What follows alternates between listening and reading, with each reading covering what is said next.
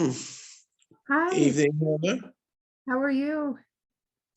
Yeah, a little tired actually. I know, like I said before, you can't stay too long, and I can't watch Enterprise because my tower's in the shop. That's okay, but you came. Told you I would. You're very good at keeping your word, and I thank you for that. Hey, you're very welcome. So, how's life? Yeah, Yeah. yeah. Oh, well, it's interesting, isn't it? Life was pretty Indeed. bland for Enterprise in the beginning, too.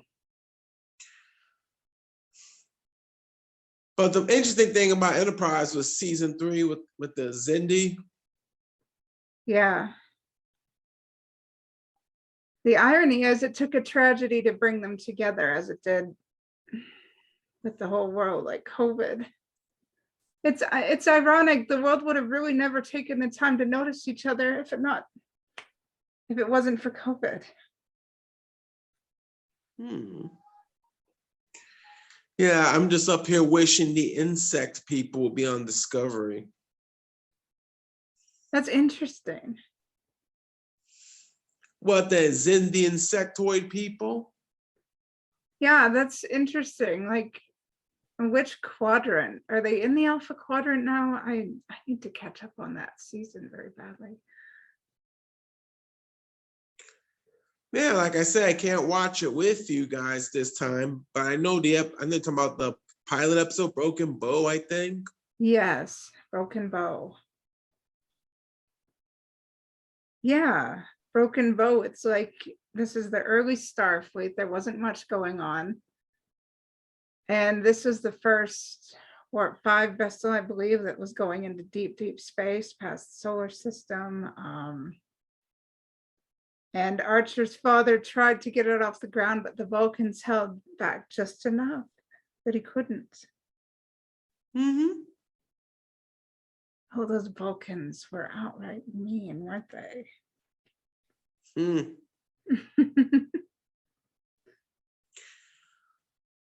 So how are you doing? I'm all right. I got my booster the other day.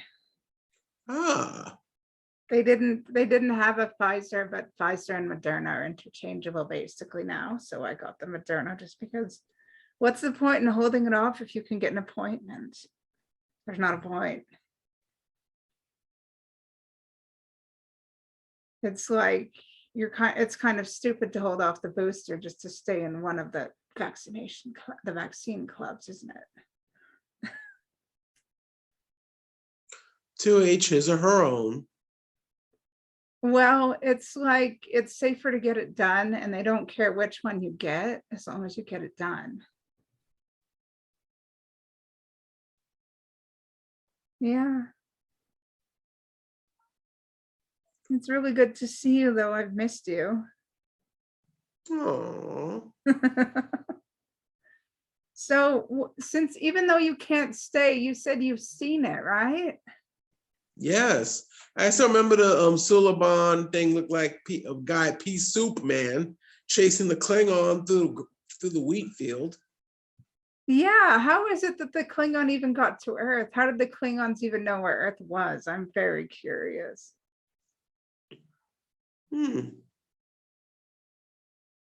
Like the Earthlings needed star charts from the Vulcans to get to Kronos, but the Klingons knew right where Earth was. How is that even a thing?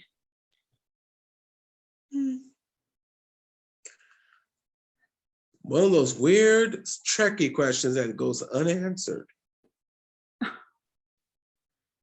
I know, right? They should do a series post the end episode, and they should have more of that. But of course, we're probably not going to get that. Well, I don't know, Heather. Maybe they had a season 5 of Enterprise. They would have answered that question. I did hear rumors, including that T'Pol would have been revealed to be half Romulan. Yeah, but too bad. They just had a wreck Enterprise. And funny thing about that is, just like the original series, It only had its final season due to a letter writing campaign. Oh, really? I didn't know that. Since you know about that, why don't you talk about that? I love pieces of knowledge I didn't know about. Yeah, well, the network wasn't too thrilled with the whole Zindi arc, right? Uh-huh. I guess they was going to go to pull the plug there, but then people started emailing UPN over here in the States. I don't know where it was in Canadian television. So people start emailing the network to keep on for one more season. And they wanted to do season 5, but it was canceled abruptly by the higher ups.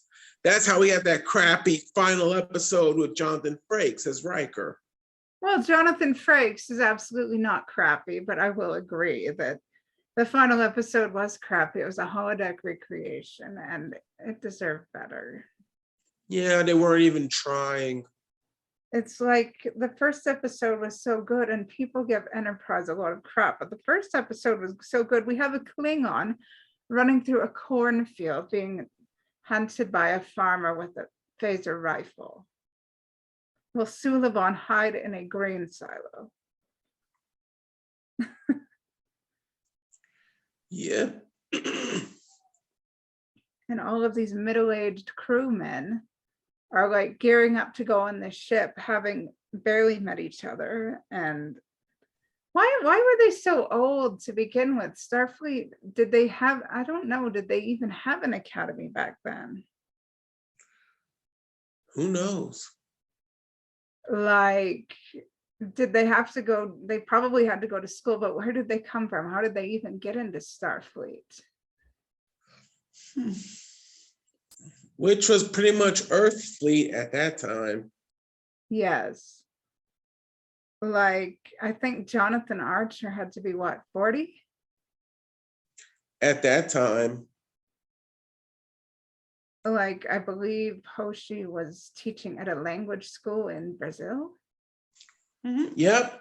It's kind of interesting how Archer had to go around the world to pick up his crew members. Uh-huh. Like you mentioned, he went and picked up Hoshi from a language class because he wanted her to be a translator. He had to go find Mayweather from a cargo ship. Mm-hmm.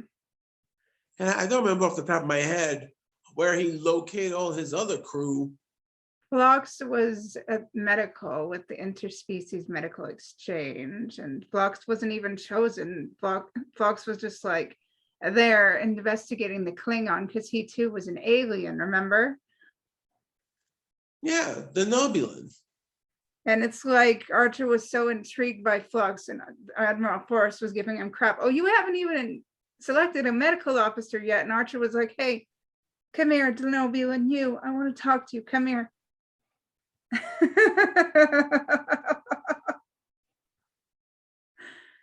Yeah. So, and who knows where he got those Tucker and Reed from? I don't know. The amount of trouble those two caused in the first season, my goodness. One getting pregnant and one getting caught by aliens and dragged into a cave. That could be any Star Trek episode, Heather. Really, Tucker going and getting pregnant, for goodness sake, come on.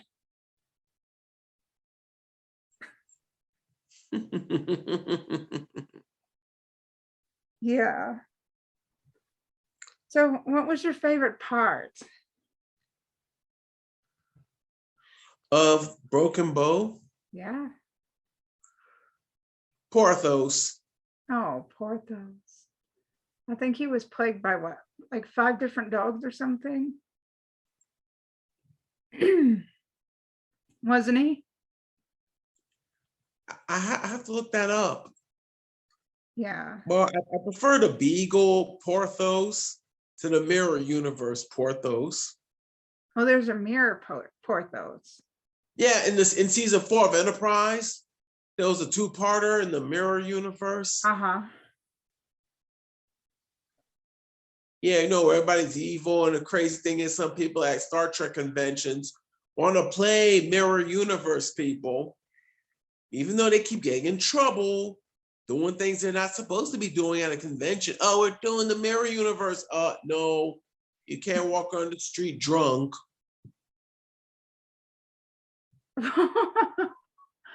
Mirror universe sounds like fun. I might even do that if the women didn't have to wear crop tops. I don't have the body for crop top.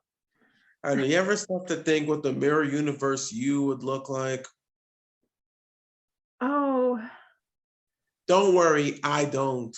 probably a narcissistic person who reveled in murder, but I don't think I'll ever meet that person.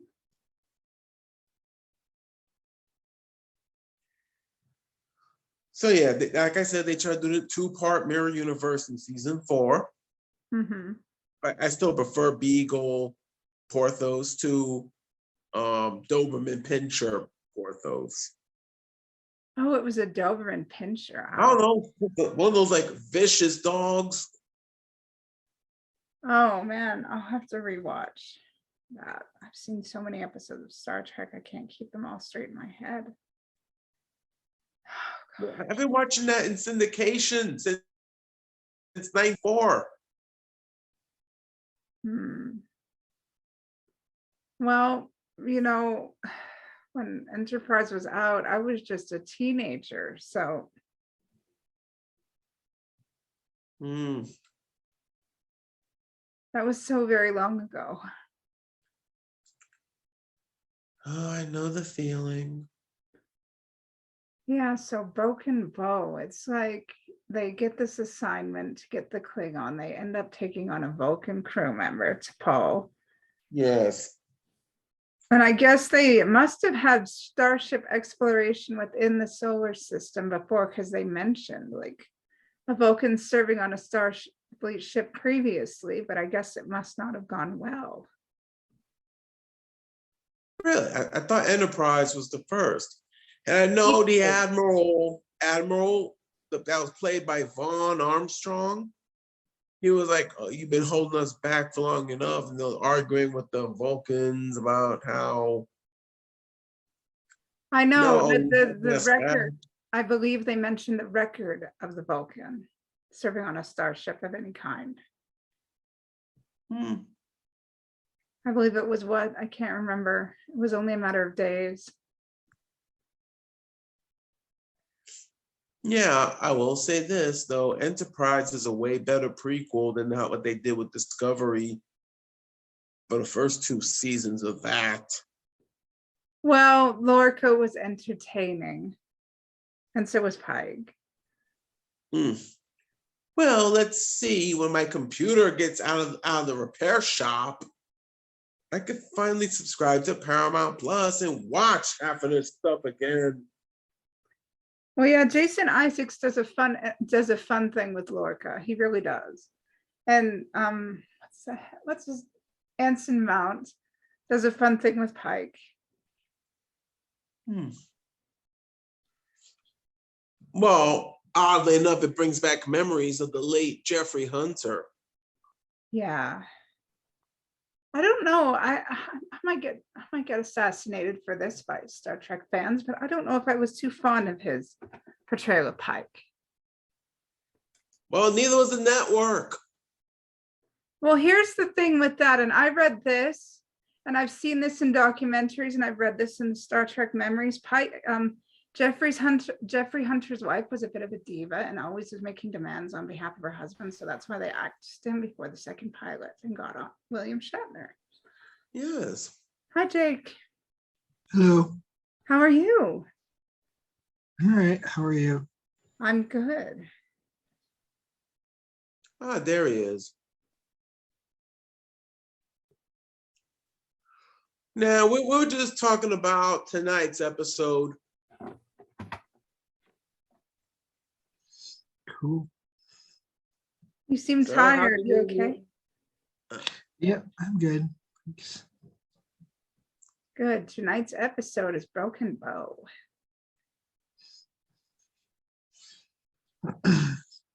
Yay.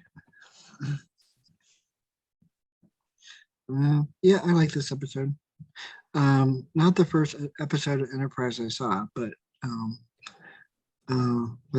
pretty sure I was close to the second one. Yeah, I figured it would be appropriate to start the new year off with the first in the chronologies. Like Enterprise Pilot Month. That's the first we get in the chronologies of Star Trek, basically, until they come out with something completely outlandish, which I'm sure they will try.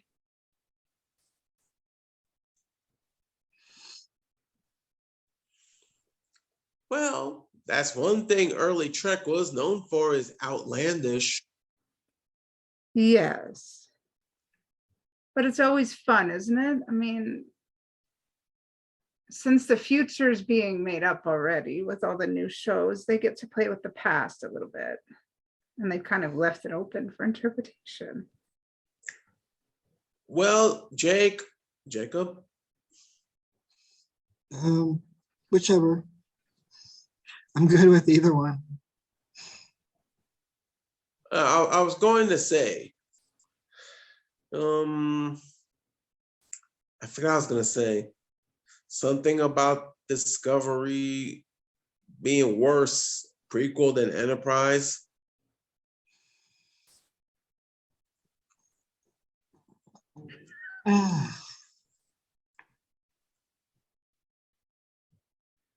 But yeah, anyway, I think you guys are in for a treat. Well, except me. But the rest of you guys, I guess, can watch it and be able to discuss. What's so funny?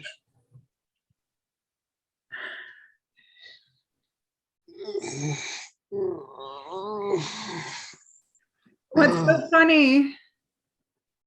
Huh? What's so funny? Oh, the backhanded comment. Because it was like, not only did he manage to insult Discovery, he also insulted Enterprise. Well, I think everybody insults them both. So just, yeah. I know. Everybody's free to speak as they will. As long as it's G-rated. Well, that's true. And here I would appreciate that. Remember, we are regular universe people. We have an example to set. Mm-hmm. Although by Mirror Universe Month, I might get some fun cosplay. We'll see. So who would win? Talking about prequels before the original Star Trek series. And yes, I remember we were talking about Christopher Pike for a second there. Jeffrey Hunter versus Anson Mount. So who would win? So who would win in a cuteness contest? Porthos the Beagle or Smudge the Cat? Smudge? The cat. You mean Grudge? Yeah. Yeah, Book's cat from season 3 of Grudge. Discovery. Grudge. Ugh. I don't know. Well, I'm a cat person, so I gotta go with Grudge. So and then plus Grudge is a main cook, so you can't get much better than that. I'm not sure. I played the fifth, Captain's Prerogative.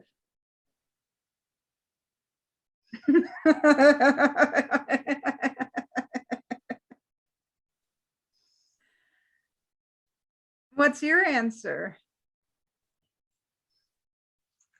Well, me, I usually say cats rule, but I'll give it to Porthos in terms of cuteness. Oh, he's calling the kitty. We get to see the kitty. Yeah. So do you hear that, Kitty? Oh my God, he's got grunge. Get back on the TV show.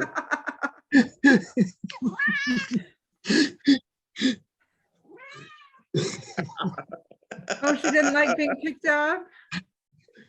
Oh, she's hungry and she wants food. So I have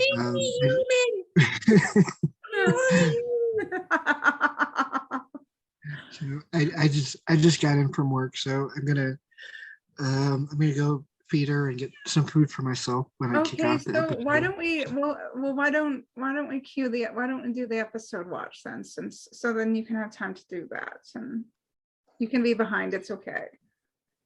All right. And since there's no way for me to watch the episode right now, Well, why don't we chat about that? okay, so we're just stalling while he feeds the cat. Yeah. Okay.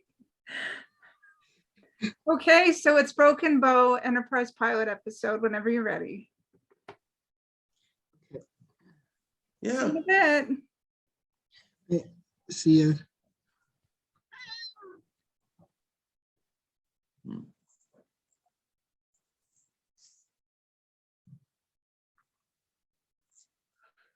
All right.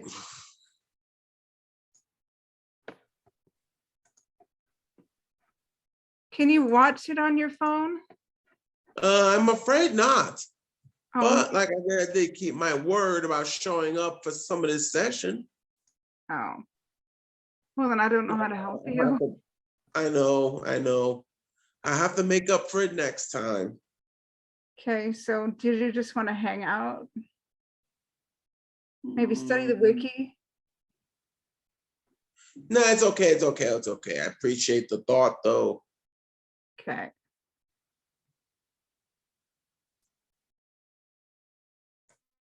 All right.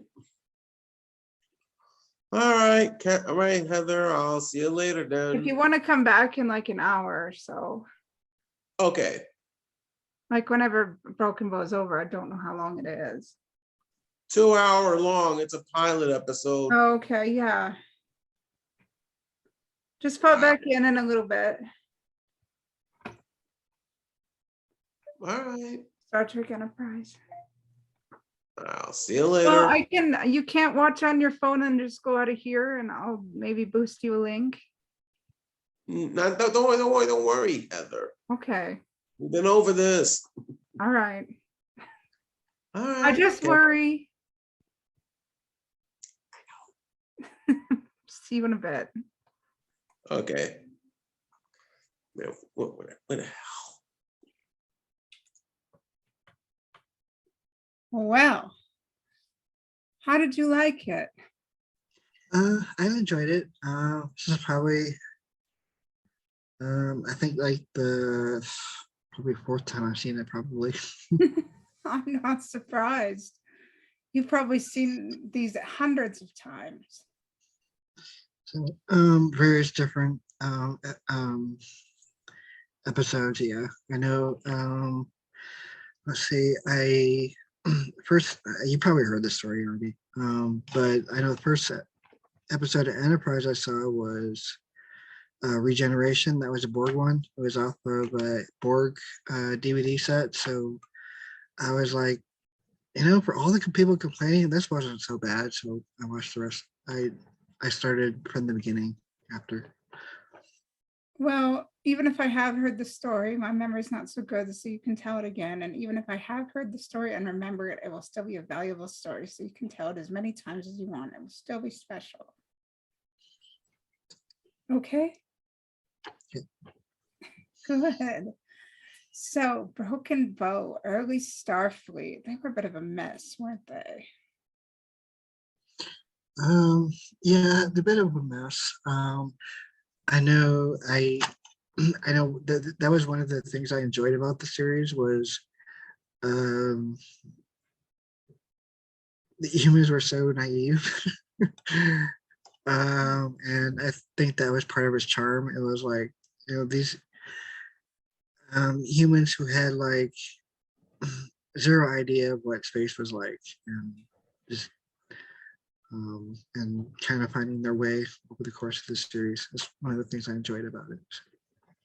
Yeah, humans, they trusted in Vulcans a lot, and Vulcans could see that humans were so naive and impulsive, and gave into emotion far more than they should. So they're like, oh, do we really want to trust humans with this information that will allow them to go out into space and muck up space?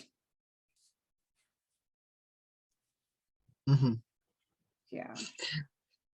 So this is already mucked up fairly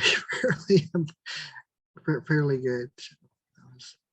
Yeah. Can you imagine us trying to go into space as they did in the show? Can you imagine us in this world trying to go into space? Oh, we'd muck up space pretty good. Unless there were people like you going into space, then maybe space would have a chance.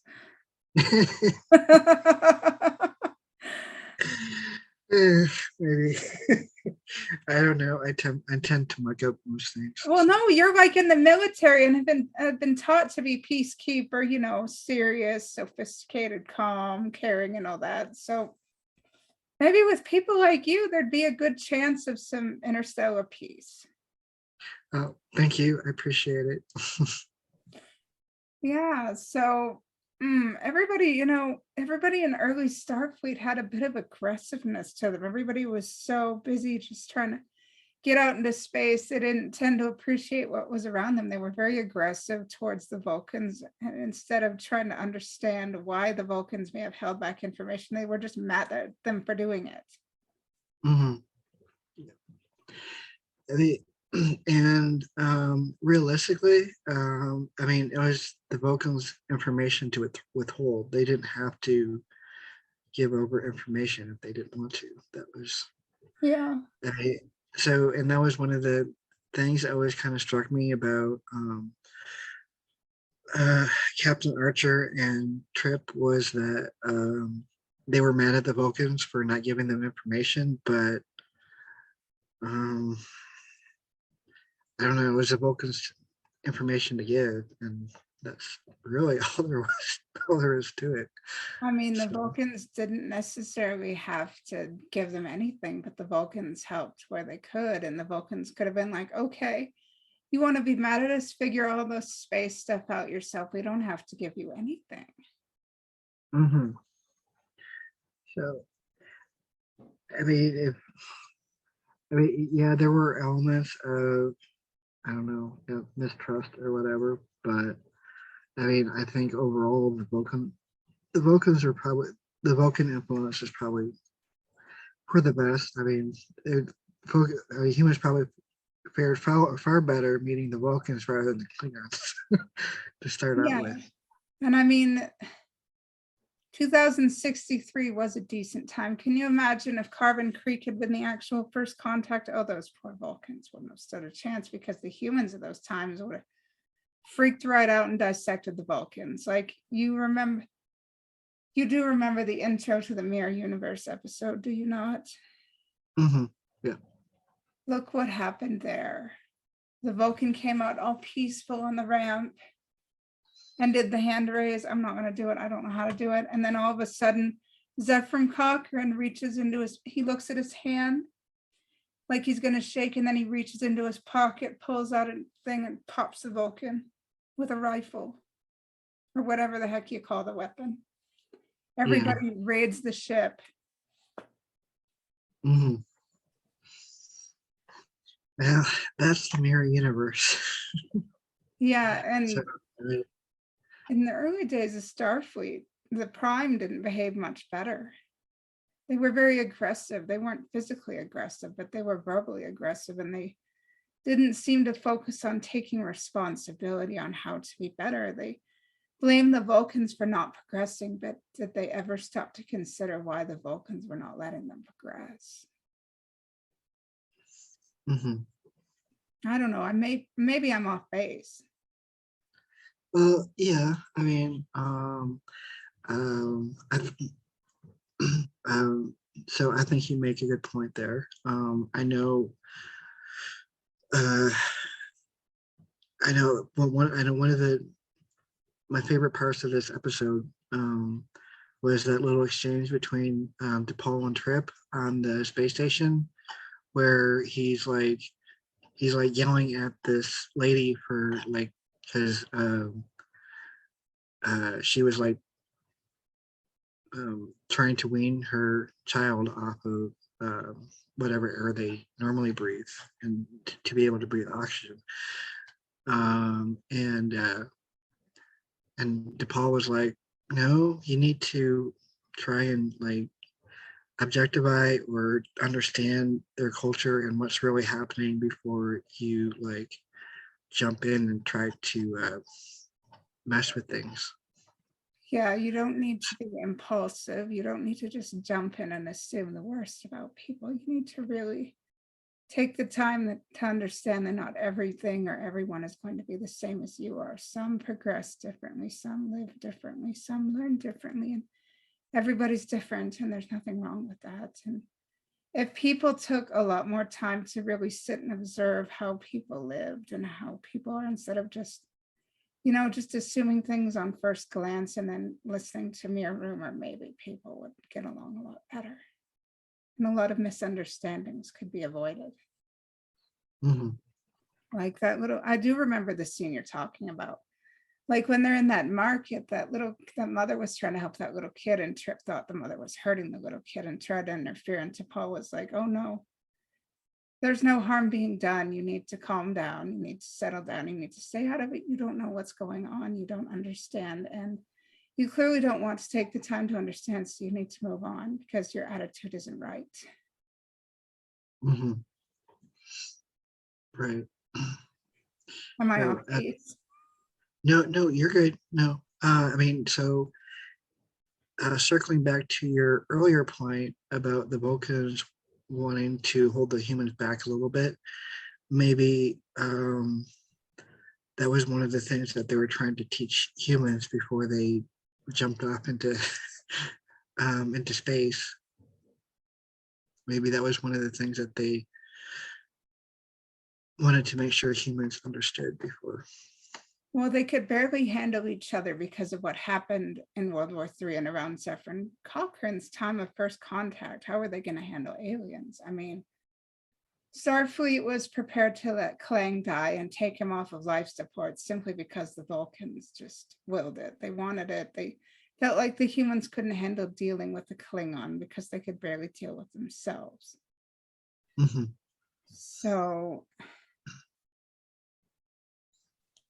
maybe the Vulcans had a point. Maybe the Vulcans were their intent was to take Klang away and just revive him on their own ship. But Archer was like just ramrodding ahead thinking, oh, the Vulcans don't care about this Klingon.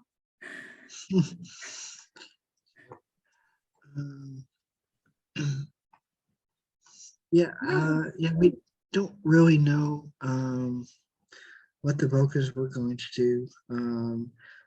I know they seem to be heavily imply that they're going to take his corpse back, but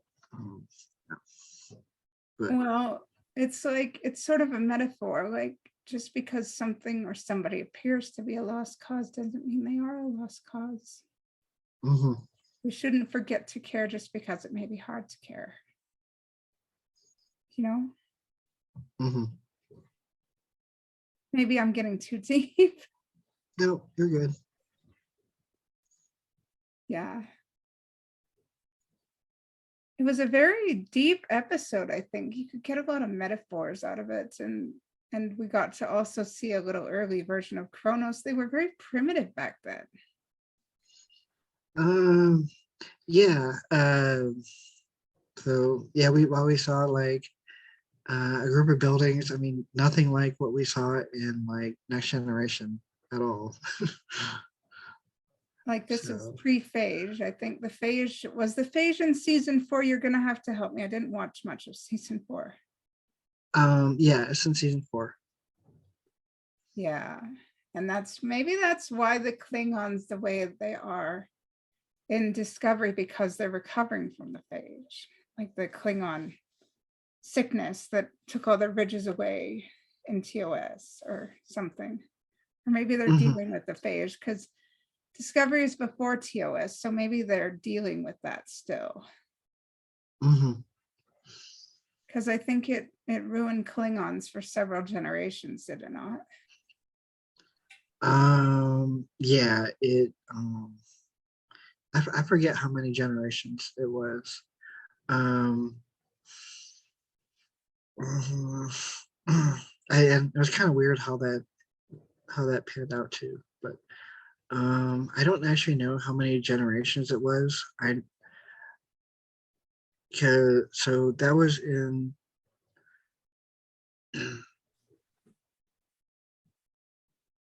So that was in like probably the 2250s where that phage fires happened. And then we saw the flat-headed Klingons and TOS.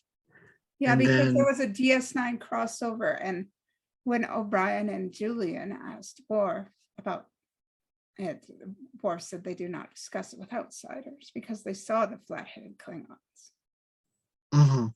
right.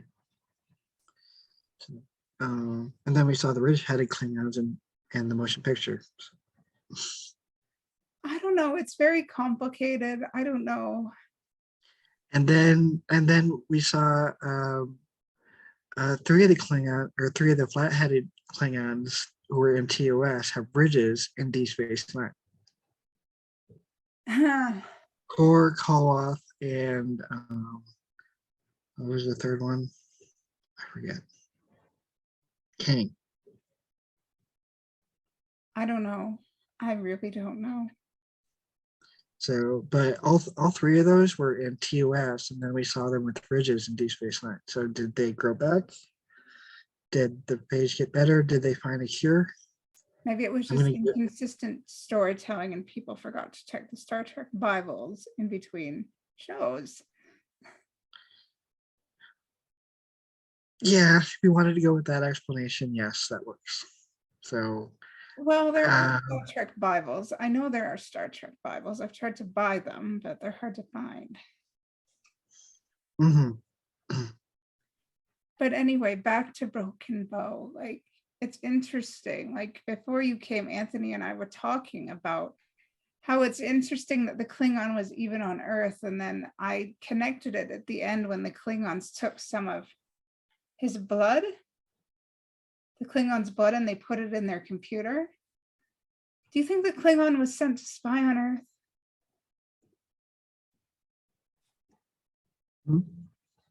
Do you think Klang was sent to spy on the Earth because of all the computer data they got out of his blood?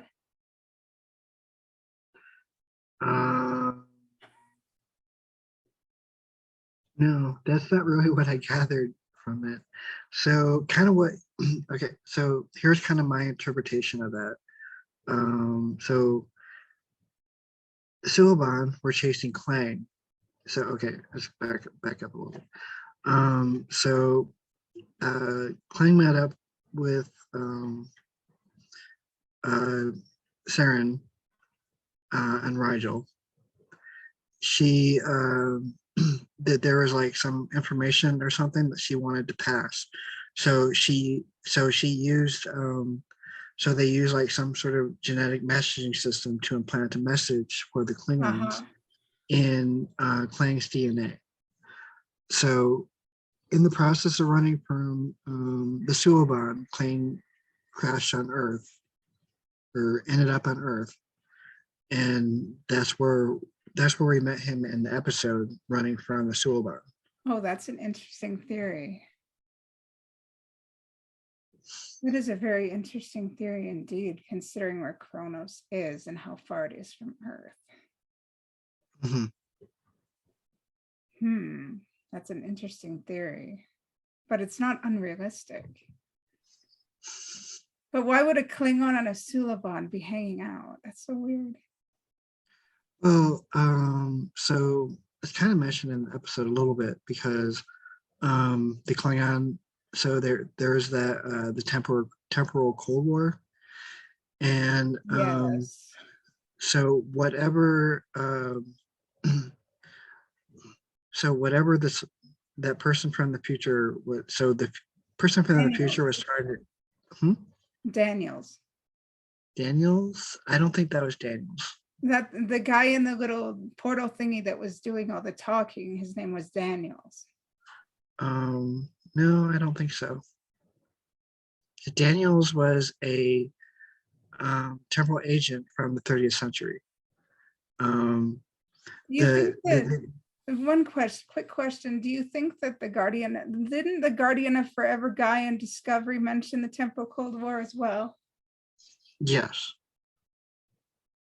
So that was in the 31st century. Yeah. So my gathering of the Temporal Cold War was that it was, I'm going to assume it started sometime in the 27th century. I'm not sure. Yeah. Because so there was like different factions, and the faction that we saw influencing the Suliban was from and this is stated later in the series, Yeah. was from a faction that's not able to um, fully represent themselves or fully project themselves into the Mhm. past. So But I think it was Daniels, because when the Zindi attacked Earth, no, I Archer don't think went to so. meet Daniels again, and Daniels gave him the thing about the Zindi. No, I don't think that. The person that we saw in this episode, I don't think was Daniels at all. Well, there's a rumor about the temporal guy. Some Trek fans have said it's Archer from the future. It could be. I don't know, but so why would he be doing that? That doesn't make. I know, it's just Trek fan theories, which I find fun. Yeah, I know they're fun, but I was just trying to figure out what would Archer's motivations be for that. I don't know. Archer's a very strange person. But anyway, back to the episode. Let's get back to the episode. We went off track. So, what did you like about it? I don't know. Kind of what I was mentioning before, with was pretty much the Enterprise charm with these like naive humans, and then it was kind of like their like first mission, well, humanity's first mission into the stars, I guess. Yeah. So I know that was one of the things that I enjoyed. I know whenever I watch that, I always think about Picard and Lily Yes. at the end of First Contact, because Lily was like, I envy you for the world you're going to, and then Picard turned to her and was like, I envy you for taking these first steps into space. And here we see the first steps. So I kind of make that connection in my head when I watch the episode. So Yeah. I believe we will be watching that in April. That will be on the schedule. I haven't released that yet, but we will. I mean, enjoy it. I had thought about going to Chicago, but I don't think that's going to happen. I don't know yet. The world's so unpredictable. Yeah, I don't know, with the COVID and the Omicron variant, we don't really know what's going to happen. Yeah, I might So, just make a party of First Contact and invite as many people as I can. It would be a fun party. yeah, 'Cause I've I already mean, got first one. time. What? Oh, go ahead. I've already got one Star Trek movie on the schedule. What's a few more?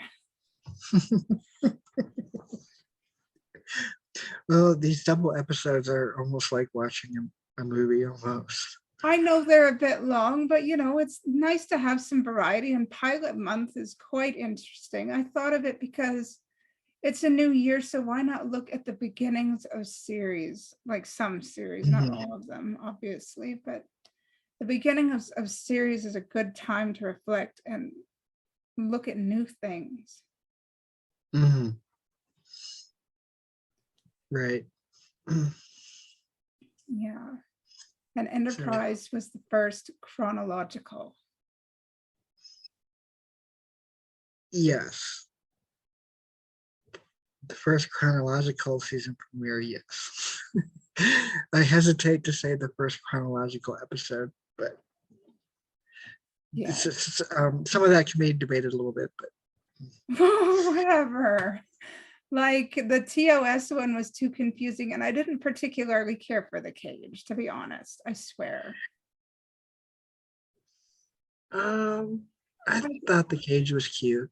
It was cute, but I Enterprise is first in the timeline. Yes, it is. I don't know if we'll get to TOS this month, but I'll find another way to throw TOS in the thing.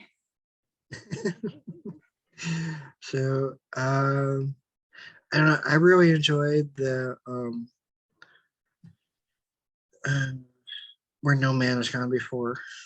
I really enjoyed that episode. Yes, that was a decent one. I liked that. It was very well balanced. There wasn't really a lot of chauvinism. Like, I hate to say it, but there was a lot of chauvinism in Jeffrey Hunter's pilot, and I didn't like that because that was not IDIC. There was like 2 episodes, or there was like 2 scenes. I liked the Anson Mount portrayal of Chris Pike because he treated number one more like an equal Mhm. than a subordinate, and that's what a captain and first officer are. They have to act like equals Mm, a little bit. They have to act like friends, colleagues, everything else. The captain doesn't need to act as if they're better than the first officer. The captain needs to treat his crew like their family. yes, I agree. I can agree to that. And that's all I'll say on that. I could go in a lot more, but then it would get PG, and I'm not going for that today. It's going to which? It's going to go to PG. Oh, PG is fine. Well, okay. I thought Jeffrey Hunter's Pike was an arrogant prick. But that's my opinion. You can have an opinion too if you like. Yeah, he's a Starship captain. Of course he's going to be. So this is kind of where I go back to, like, because I think people were complaining about, like, and yeah, I mean, as I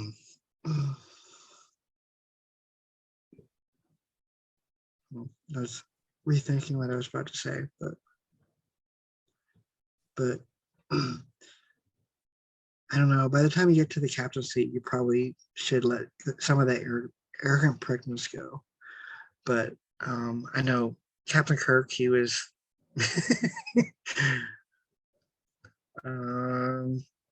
jump first, ask questions later. But Well, have you read the biographies that are out of the captains?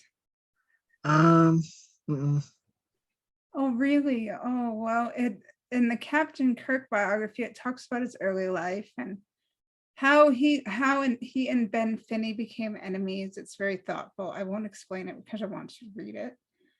It talked about his relationship with Spock. It talked about his different career moves. It talked about his relationships. It talked about his time in the past with Edith Keeler. It talked about a lot of things and how he evolved into the captain type. And in Picard's, it also talked about his troubled home life, his family life, his time at the academy. It was just very good. And Janeway's was very intriguing as well. Talked about her family, her personal life, the losses, her evolution into how she became a captain and how she also received doses of humility, and how it was very cool to read. Mm-hmm. Maybe somebody should write one for Pike. I don't know. Yeah, it's possible. I mean, especially now that we're going to be seeing a lot more of him. I know with Discovery Season 2 and then Strange New Worlds coming up, we're going to start seeing a lot more of the Pike character. So somebody may do something up on him. So I know when Anthony was in here earlier, we were talking about Jeffrey Country versus Anson Mount, and I was just like, well, okay, so we got 45 minutes of Jeffrey Hunter, and now we have like an entire season and an entire another series on Anson Mount. So guess what? There really isn't. You really can't. There really isn't any competition there. I know, right? And it'll just be interesting. I do plan to watch it. I don't know if we'll view it here because it's so hard for people to get new Trek. Lately, people outside of certain places, so I don't know how inclusive it would be to feature lots of new Trek in here. Maybe we'll probably do some Discovery because people have asked for it, and they seem to be accommodating with that. We might do some Lower Decks. We might do some Prodigy because that's more accessible, but I don't know about super newer Trek. Just in terms of how accessible it is to people. Mhm. But yeah, I mean, I'm trying to include the newer Trek, but I also want to include the old just so people don't forget about it. Mhm. So I mean, and that's fine if we want to focus on the classic Trek too. I mean, because I really enjoy the classic Trek also. It kind Well, of seems weird for didn't it you to next request a generation. you what? Huh? Huh? Didn't you request a Discovery episode Yes, though? yeah, I did. I did. I think it's on there. I put it on there. I think it's there. Thank you. So, I mean, I'm fine either way. So, Well, I always encourage everybody to request episodes, and I will figure out a discussion to go with it, just because it's a lot of effort for people to suggest discussions, but I don't mind, mhm. posting episodes and making rooms. It's fun. But yeah, so anything that you wish could have been done better in Broken Bow? Um, I thought there was like a few things that were off here and there. Um, I mainly think that it was probably just the actors just discovering their characters. Just because I thought Trip and um, DePaul that there were. I thought certain scenes or maybe certain lines didn't really. I guess didn't land well. I guess Mm-hmm. so. Um, and I think maybe that was just the actors just discovering their characters because I mean you even in the next episode I don't recall seeing those issues. So Okay. Yeah, pilot episodes are always rough. You always have to figure out what you want to do and where people go and what characters fit and what plots don't fit. Like, quite often episodes after pilot episodes often have different characters and different scenes and different stories because they figured out what doesn't work. Pilots are usually what they pitch to networks, and then the networks say what doesn't work and what does work. And Star Trek had two pilots for a reason, because the cage didn't work and they offered Gene Roddenberry's second chance to the pilot. mhm, right. But it was a good pilot. Like, this was a really good pilot. I think it was right for its place in time. I think the 2000s was a good time to release this, because if it had been released any earlier, I don't think people would have gotten it.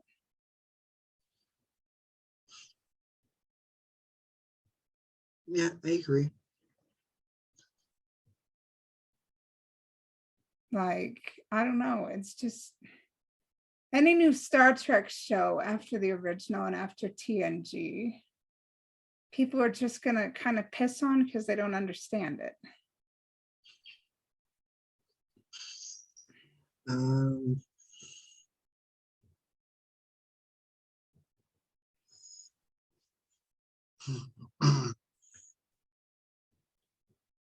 So I don't know. Every new series has had its detractors. So I know. It's like, yeah.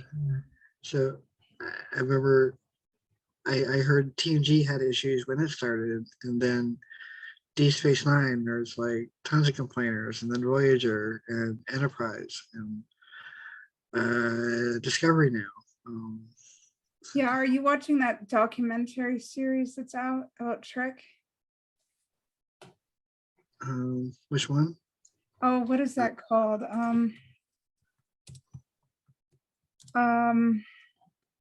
Let me Google it. It is called The Center Seat, 55 Years of Star Trek.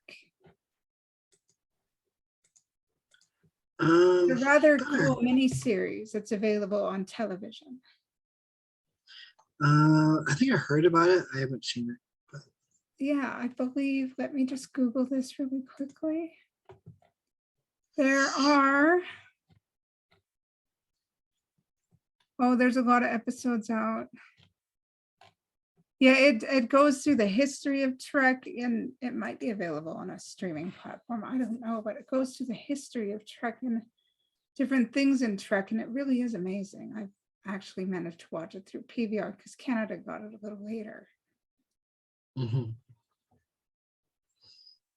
And it's just really well done. It features Gates McFadden does a lot of narration, as do other actors. And it's just really amazing. It teaches me things I didn't know. And I've got so many biographies from different Star Trek actors and different histories of Star Trek on my bookshelf. I literally have this bookshelf in my living room, chock full of Star Trek novels. I have an Excelsior ship on a bookshelf given to me by my brother, Cool. and crap loads of Star Trek magazines, and yeah, and Star Trek cups that I bought at trade shows. I am obsessed. But I don't know, it's like something I'd recommend if you ever have the time. Okay. I'll try and find time to watch it. No, You I don't don't know. have to. You don't have to. It's just something I Well, recommend. okay, thank you. Yeah, I mean, I think had meant to watch it too, but there's just so much other stuff I have going on. It's kind of hard to. Well, I'm appreciative for you giving me time, even though you're very busy. Mm-hmm. But, Oh, are you ready? Are you needing to go? Yeah, that'd probably be good.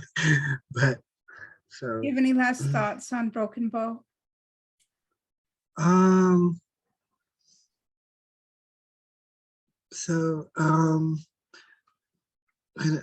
but despite some of the issues I mentioned earlier, I thought it was a great intro to the series, and I loved Zeppelin Cochran's cameo at the beginning. Oh, that was amazing. Yeah. So, and because, so in some ways, I mean, this might be a little bit deep, but just because they're naive humans, like they know nothing about what they're getting into. They're kind of like more like us than any of the other TV series. Yes. You know what? Yeah, I'll just interject real fast. Phlox said, if you're going to try and embrace new worlds, you must also try to embrace new ideas. yeah. But go ahead, finish your thought. So, but like, so because they're closest to us in any other series, I noticed like the little caps that they wear, like, I was like, yeah, you never see another baseball cap again until like Cisco actually done for like an actual baseball cap, but you don't see them like wear them like regularly.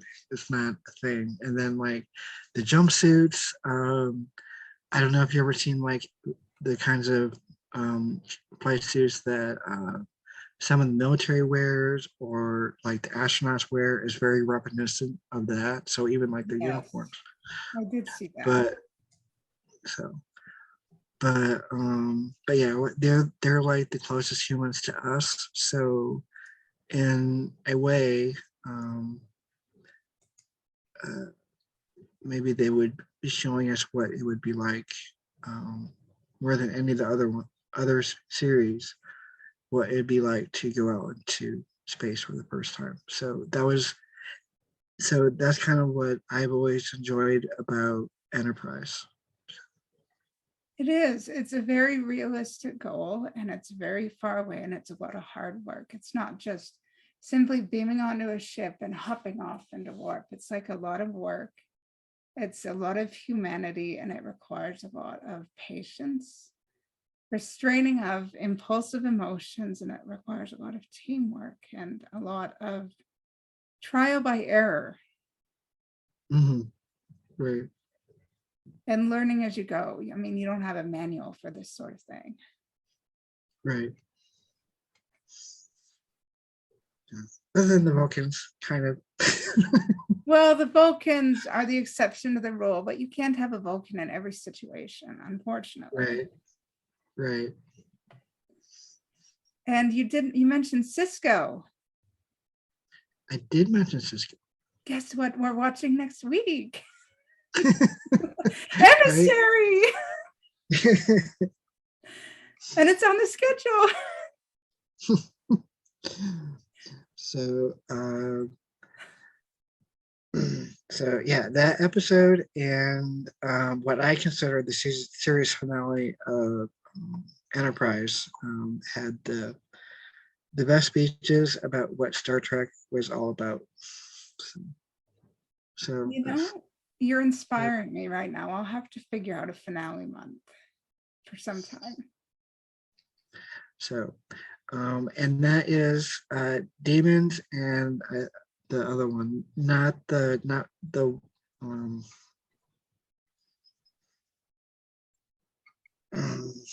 the Riker and Troy series finale of Enterprise. What? Sorry? Not the Riker and Troy series finale of Enterprise. That the two before that. I consider that to be the series. Yeah. Yeah, we can throw the Riker Troy thing in the recycler. I mean, as much as I enjoy seeing Riker and Troy again, I just Yeah, it wasn't about them. mm-hmm.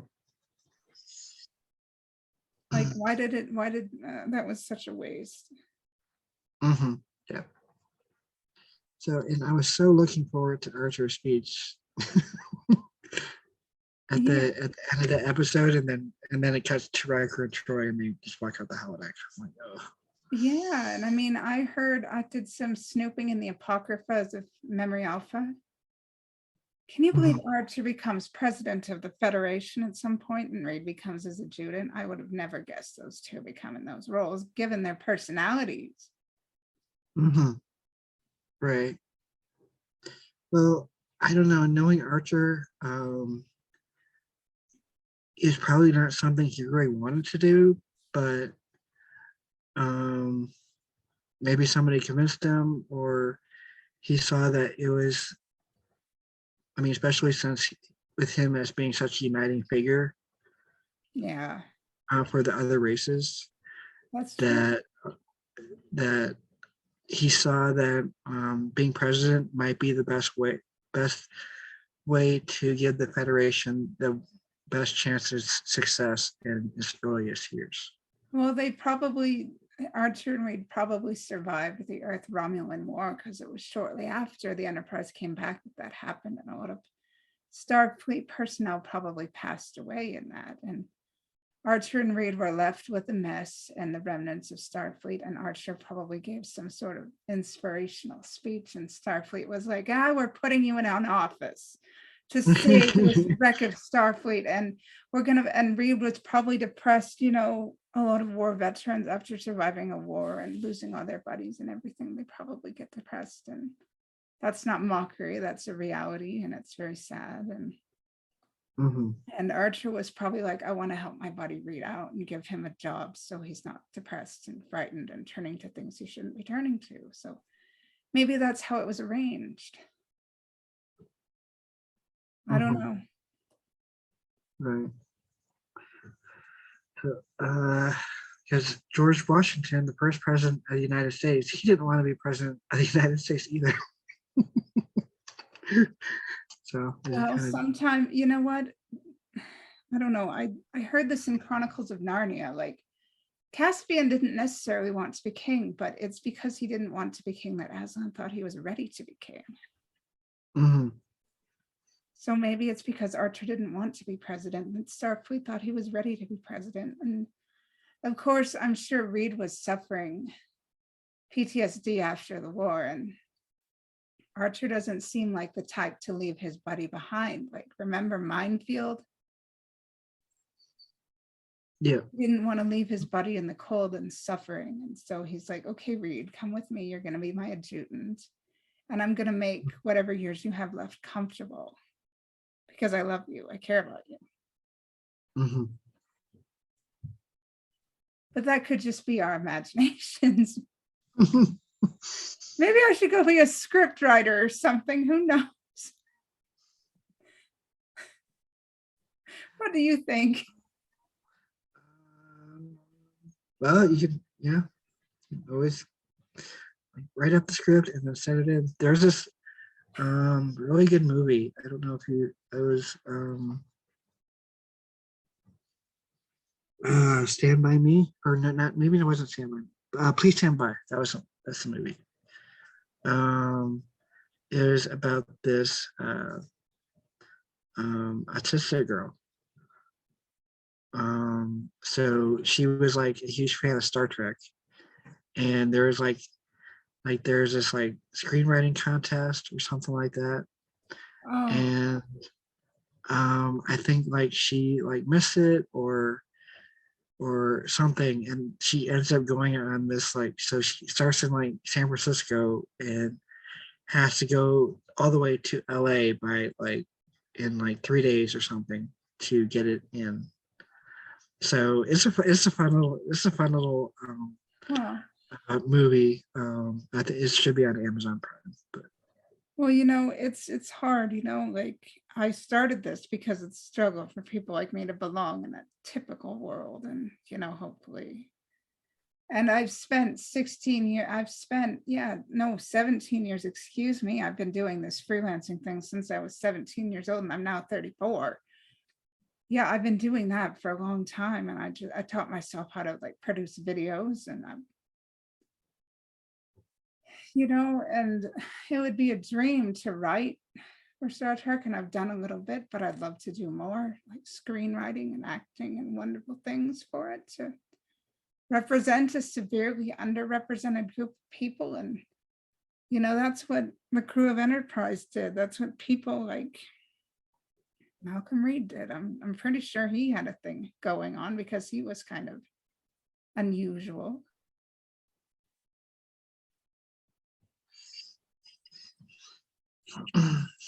You know, sorry. yeah, no, it's okay.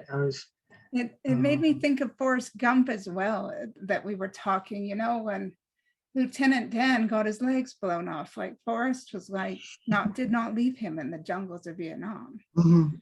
Forrest literally ran through that jungle how many freaking times trying to pick up the bodies of his friends. He picked up Lieutenant Dan and rescued him. And when Forrest got his shrimp boat, Lieutenant Dan sought him out and worked on the boat. And